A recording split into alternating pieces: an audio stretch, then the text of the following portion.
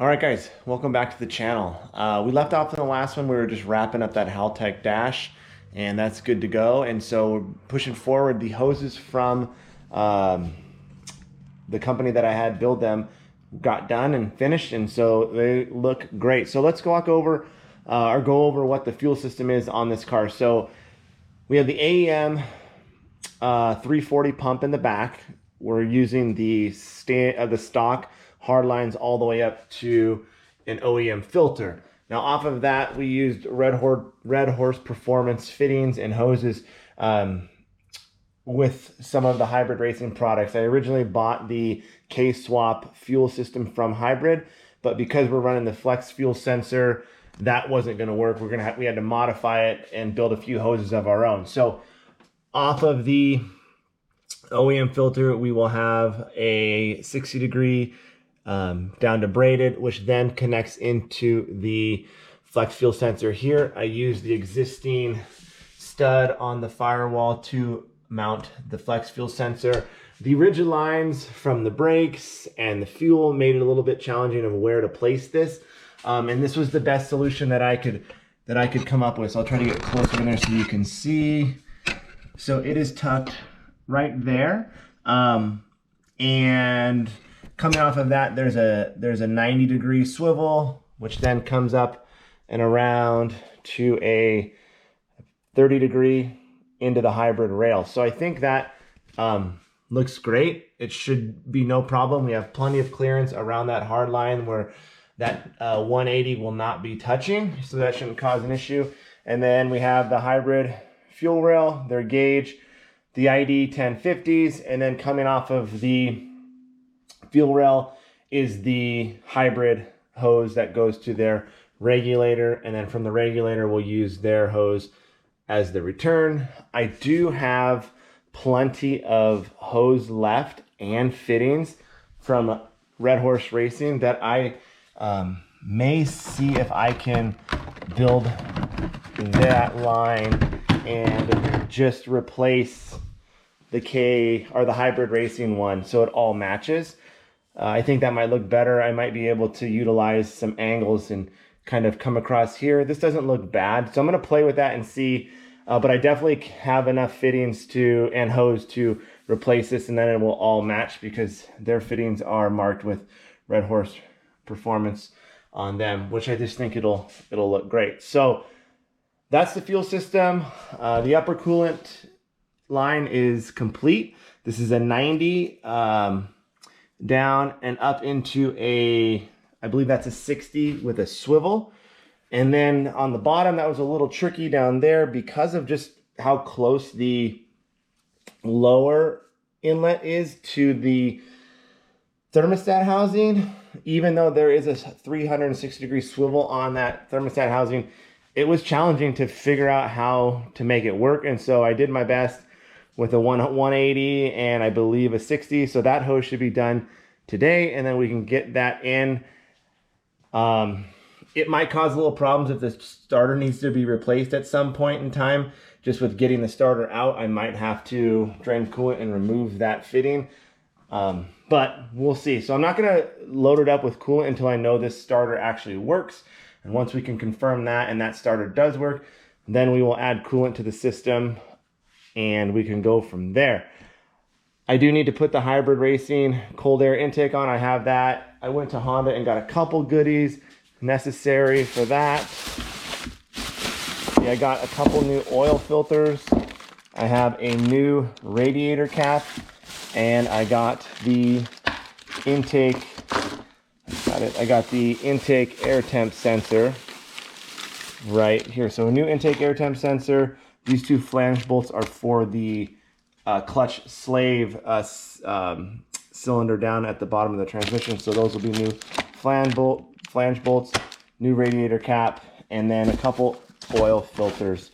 I went to Napa and got some just synthetic 530, and the reason for this is just because I'm gonna run it through a few heat cycles once I get it running and started, and then I'll flush it out and get some nicer oil. Some anti-seize for spark plugs in the O2 sensor.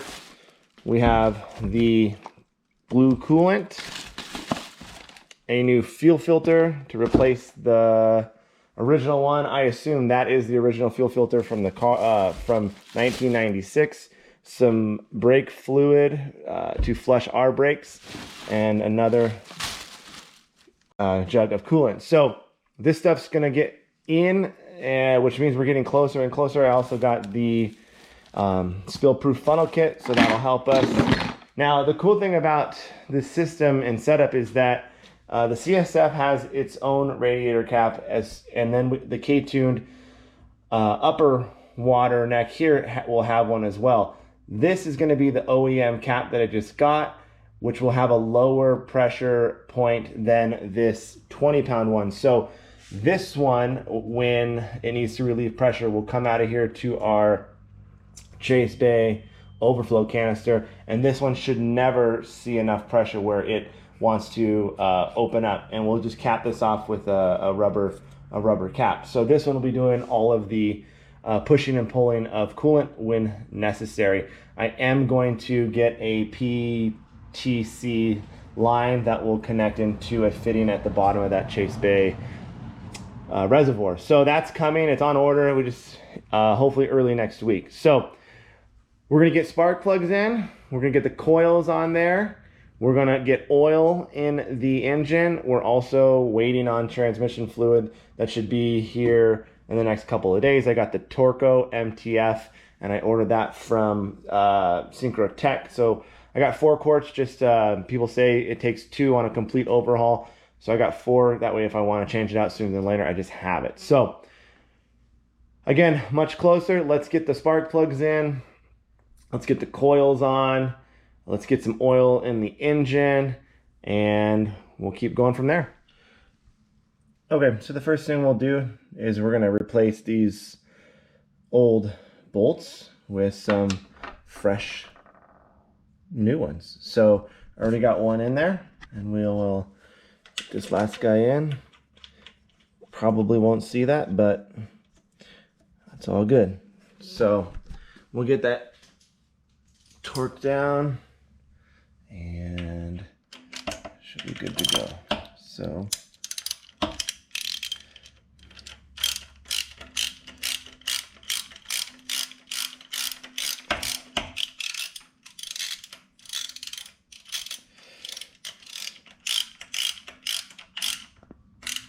all right, we'll go get the torque specs on that. It's probably 16 since considering the size, but we'll look it up.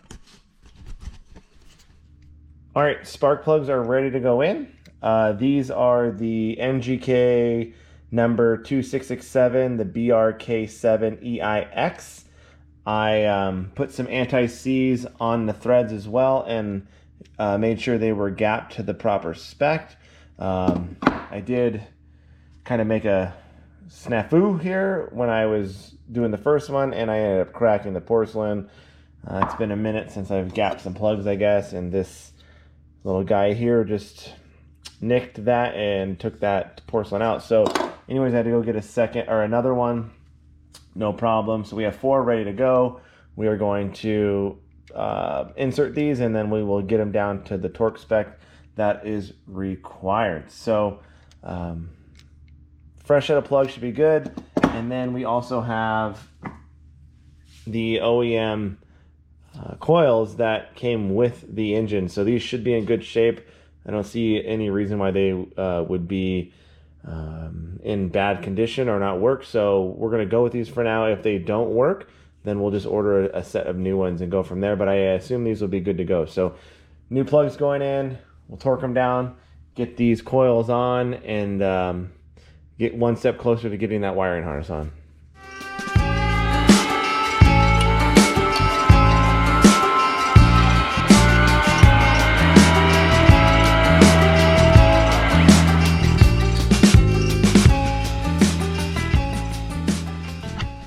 So those are all torqued down to the 13 foot-pounds, and now we can put the coils in and get it ready to receive the wiring harness. Okay, spark plugs are in, so now we'll install the coils, and just go in like so. Line that guy up. And like I said, these are the original ones that came with the car.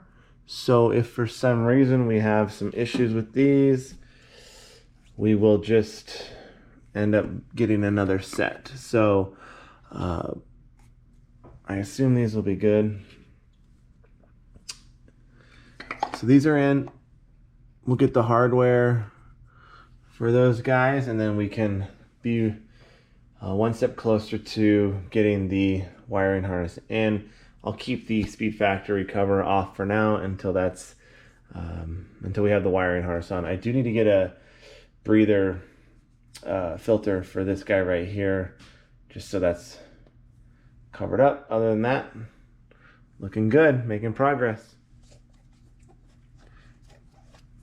All right, we even got new hardware for the coils, so we're ready to rock and roll. We'll get those tightened down, and then this will be wrapped up, and we can keep going forward. I think the next thing that we need to do is get oil in the engine, get coolant in the engine, and be good to go. I'm pretty happy with how the coolant line turned out. It feels like it is a little pinched right here. We'll have to see if that creates a problem. I think we'll be okay. This is nice. And then I'm really happy with how the lower one turned out. If you look closely, so I do have that 90-degree swivel on there, or that 360 swivel.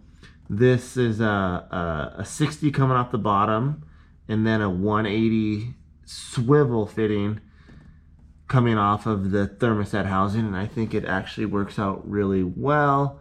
And if you look up, there should be plenty of clearance to get that started out if need be.